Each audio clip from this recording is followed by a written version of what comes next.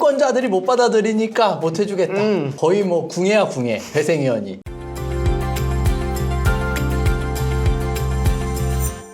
안녕하세요. 유익상 김은찬 변호사입니다. 오늘 준비해온 주제는 보정 공고 모음을 황당하고 재밌는 거 위주로 좀 추려가지고 설명하는 시간을 가져볼까 하는데 네. 변호사님 그걸 떠나서 저희가 최근에 이제 보정이나 이런 내용들에서 많이 찍어서 저희 그 이제 좀 법원에서 찍히는 거 아닌가요? 저희 사무실? 그만큼 우리가 영향력 있는 사람들 아니기 때문에. 그렇기 때문에 아무도 안 볼 겁니다. 이거 뭐 좀 한번 영향력을 가질 때까지 한번 지속해 보시죠. 그러면요. 예. 일단 오늘 이제 뭐 아까 말씀드렸듯이 좀 황당하고 혹은 좀 재미있는 그런 보정 공고들을 가지고 와봤는데 대부분의 보정 내용들이랑은 좀 다른 그런 이제 보정 내용들이라고 좀 보시면 될 것 같아요. 근데 그래도 또 심심치 않게 또 볼 수 있는 보정이기도 해서 좀 참고해 보시면 좋을 것 같아요. 또 하나씩 설명해 주시겠어요? 뭐 황당하거나 재미있거나. 재미있는. 예, 요건데 예. 이제 첫 번째. 첫 번째, 예. 대리인은 납득이 되십니다.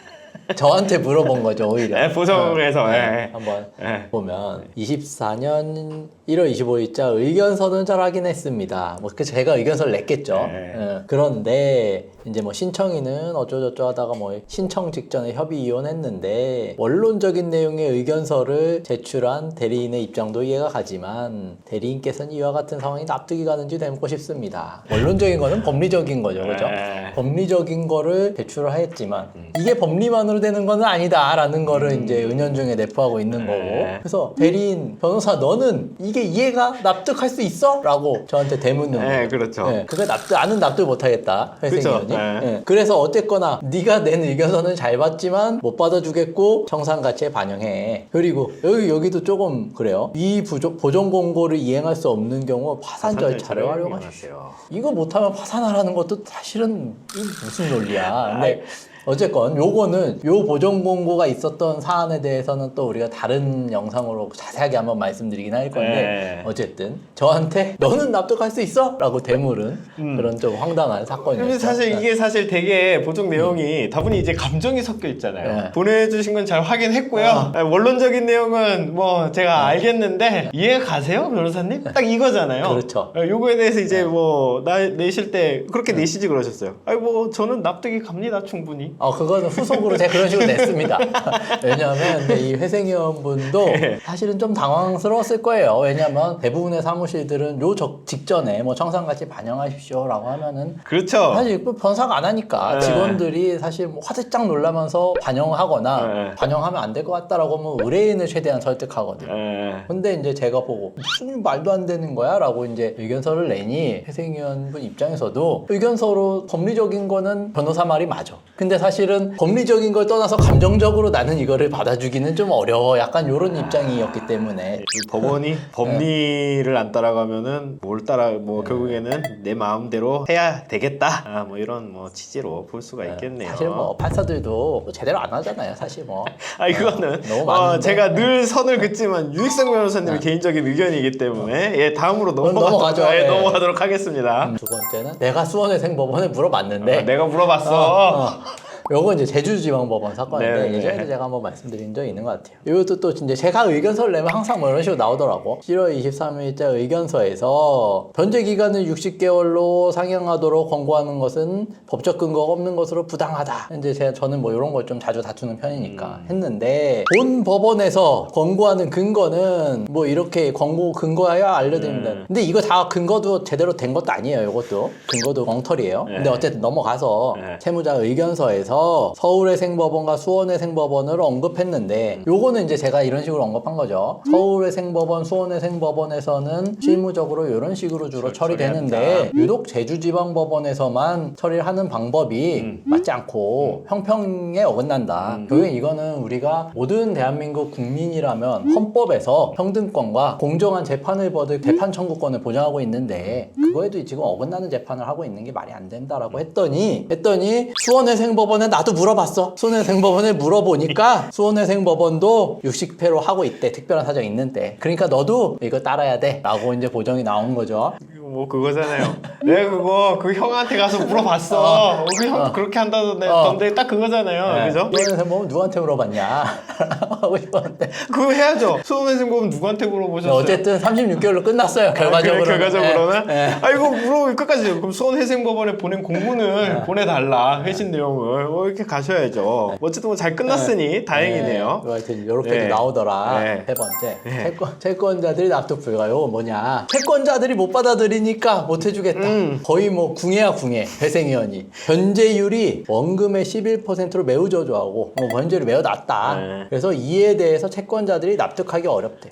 그러므로 60회로 늘려라. 변제금을 올리거나 변제기간 60회로 늘려라. 심지어 여기 재보정이라고 되어 있죠. 재보정이라는 거는 한 번 더 이런 똑같은 취지의 보정이 그죠. 나왔는데 어쨌든 법적 근거 없고 부당하니 안 하겠다고 못 받아들이겠다라고 하니까 다시 하니 이제 나온 거죠. 이게 재보정으로 나오는데 사실 여기서 이제 제가 말씀드리고 싶은 거는 개인회생은 일반회생하고 다르게 채권자들의 동의 요건이 없죠. 그렇죠. 그러면 결국에는 인가를 받으려면 인가 요건은 크게는 세 가지란 말이에요. 첫 번째로 가용소득 전부 투입의 원칙, 두 번째로 청산가치 보장의 원칙, 세 번째로 최저 변제액 제공의 원칙이란 말이에요. 그러면 그 인가의 요건을 갖추면 사실 뭐 채권자가 납득하든 동의를 안 하든 부동의를 하든 이의 신청을 하든 상관없이 법원 직권으로 개시 인가 결정을 내려줄 수 있는 건데 여기서 이제 문제 삼는 거는 그러면 11%로 매우 저조하다라는 건데 사실 제가 말씀드린 그 세 가지 요건 중에 최저 변제액 제공의 원칙이라고 있어요. 그러면 최저 변제액 제공의 원칙이라는 건 뭐냐? 그러면 법에서 어쨌든 개인회생 변제 계획안을 인가해 주려면 최소한 5% 이상 갚아라. 아니면 3%의 100만 원을 더한 금액 이상을 갚아라. 요 금액을 정해놓은 거란 말이에요. 그럼 그 하한선을 넘었다라고 하면 어쨌든 그 기준을 넘은 거기 때문에 사실은 뭐 변제율이 저조하고 어쩌고는 사실 따질 부분은 아니라는 건데 어쨌든 그걸 넘어서서 회생위원이 보니까 이거 채권자들이 납득 못해. 그러면 몇 프로가 되면 납득을 할까요? 그러니까. 채권자들 개인회생하겠다는데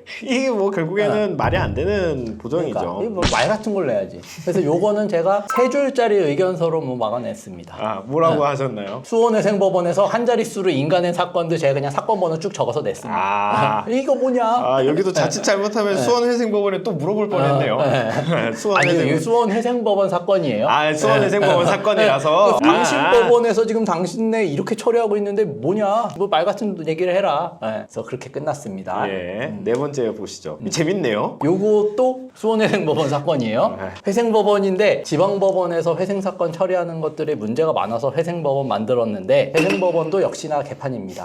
요 보정원고 대출금 3천만 원 25년 1월 24일자 대출금 3천만 원은 개인회생 신청 직전의 대출이니까 그냥 전액 청산가치 반영해. 뭐 어디다 썼는지는 모르겠고 필요 없고 알 필요 없고 궁금하지도 않아. 그냥 청산가치 반영해. 이거 사건 직전이 어느 정도 그게 시간적 텀이 있었어요? 이게 한 3월, 4월 정도에 접수된 사건이니까 3개월 채무로 보면 되겠네요. 근데 요거는 또 다른 뭐 보존권고 저희가 이제 수원회생법원 보존권고를 준비한 그 영상을 통해서도 한번 말씀을 드릴 건데 약간 그 트렌드적인 게 있어요. 그래서 어쨌든 밑에도 보면 똑같은 건데 재보정 이렇게 해놨죠. 네. 아니 최근 대출금이어도 사실 뭐 돌려막기 하거나 이런 분들은 당연히 최근 대출금이 있을 수밖에 없고 그죠? 그러면 그 사용처나 사용 내역 왜 이렇게 받게 됐는지를 살펴보고 그게 소명이 안 되거나 부당한 사용처가 있다라고 하면 청산가치 잡는 건 이해는 가겠지만 일단은 어디다 썼는지도 알 필요 없고 그냥 받았으니까 그거는 썼든 안 썼든 상관없고 너가 그냥 갖고 있는 거야 라고 지금 해버리는 거니까 이건 부당하다라고 이제 받는 건데 어쨌거나 지금 우리가 그런 식으로 얘기를 했는데도 또 이런 식으로 또 이제 그건 모르겠고 알 바 아니고 일단 청산가치 반영해 이제 이렇게 나온 거죠. 이거 뭐 이제 어떻게 되나요? 이 이후에 계속 반영을 안 하겠다. 이제 고집을 서로 이제 평행선을 달리면 이제 어떻게 되는 겁니까? 반영 안 했죠 당연히.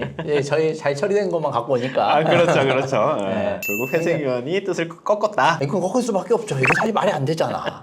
그다음에 요거는 이제 인천 사건인데 재산이긴 한데 팔아서 넣는 건 안 돼. 요건 뭐냐? 그러니까 예를 들어서 채무자의 재산 가치, 그러니까 청산 가치를 산정함에 있어서 갖고 있는 재산이 있을 거 아니에요. 그렇죠. 그러면 가용 소득, 그러니까 채무자가 매월 버는 소득의 일정 부분을 법원에 투입을 해서 청산 가치 이상의 변제 요건을 충족을 해야 되는데 내 소득을 한 달에 100만 원씩 넣어가지고 36개월 동안 3,600만 원, 아니면 60개월 동안 6천만 원을 이렇게 넣는데 예를 들어서 내 재산이 7천만 원이다. 이러면 100만 원씩 넣어가지고는 60개월로 가도 못 맞춰요, 그죠? 못 맞추죠. 필수죠. 그러면 그런 경우에는 어쩔 수 없이 불가피하게 재산 중에 뭐 1, 2천만 원은 돈으로 갖고 있다면 그 돈을 그냥 넣는 거고 부동산으로 갖고 있다면 뭐 그거 팔아가지고 1, 2천만 원은 제가 넣겠습니다. 라고 해서 이제 재산 처분에 의한 변제라는 그 계획을 세우는데 이거는 약간 좀 특이한 케이스였어요. 그래서 보정을 한번 살펴보면 채무자 소유의 서울 뭐 토지의 가액은 이제 뭐 1억 6천이고 그 중에 2분의 1 지분하면은 8,300이다. 평상가치에 반영하세요. 근데 이 토지를 갖고 있잖아요, 채무자분이. 네. 근데 이게 좀 재밌는 게 과거에 토지를 팔았어요. 토지랑 건물을 판 건데 네네. 이 매수인이 네. 법무사 실수로 네. 요거는 등기를 안 해간 거야. 등기를 안 해간 네. 거예요? 등기를 안 해간 거니까 네. 이미 나머지 건물이랑 이거는 그 매수인이 점유를 다 하고 있어요. 사용을 하고 있어. 뭐 법원 입장도 이해는 가는 게 채무자 너 명의로 나오잖아. 그렇죠, 이게 뭐 사실, 너 예. 재산이 맞지 반영해야지 등기 라고 한 거예요. 추정력도 있고. 근데 요게 이제 매수인이 안 가져간 거를 깨달아가지고 매수인이 이제 소송이 들어온 거예요. 그때 다 같이 일괄해서 팔았는데 법무사 실수로 너 나한테 등기를 안 넘겨줬으니까 등기 넘겨라. 그래서 이제 저희가 소송이 지금 요렇게 진행 중이니 요거는 법원의 결론에 따라서 등기가 넘어갈 걸로 예상됩니다. 재산에서 빼주세요라고 했는데 어쨌든 못 빼줘. 지금 갖고 있으니까 잡어라고 한 거예요.